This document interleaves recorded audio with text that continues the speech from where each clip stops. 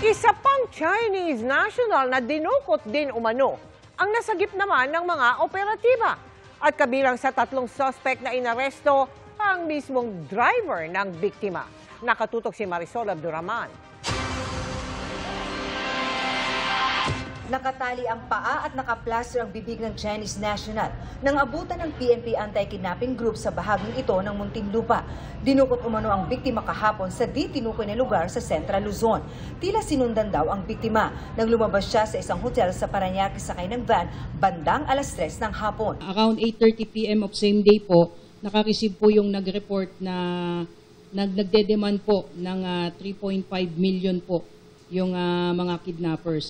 Habang nagpapatulong para sa ransom sa isang kaibigan, ay itinimbre ng huli ang krimen sa Parañaque Police na agad namang nag-report sa PNP anti-kidnapping group. Immediately dispatch personnel to conduct tracking and operation doon sa area.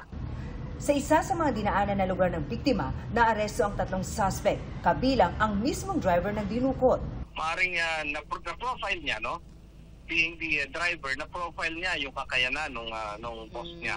And then, natukso siya. Posible raw na wala nang kinabibilang ang kidnapping group ang 3 suspect. Isang tinitingnan nating anggulo, no?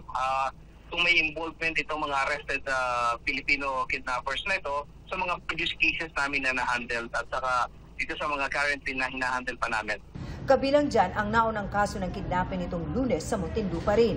6 na Chinese national at 3 Pinoy helper naman ang biktima. Pero pinalaya kinhapunan ang mga Pinoy na kinuhanan na ng statement. Meron na po silang tinitignan na mga persons of interest po na maaaring makapagbigay po ng additional details regarding po dito. Pero hanggang ngayon, hindi pa rin daw nakikipag-ugnayan ang mga kidnapper. Wala pa po tayong nare-receive na any demand for ransom. Wala pa rin po so far na proof of life. Nakikipag-ugnayan na raw ang mga otoridad sa Chinese Embassy para ipaalam sa mga kaanak ng mga biktima ang nasabing insidente.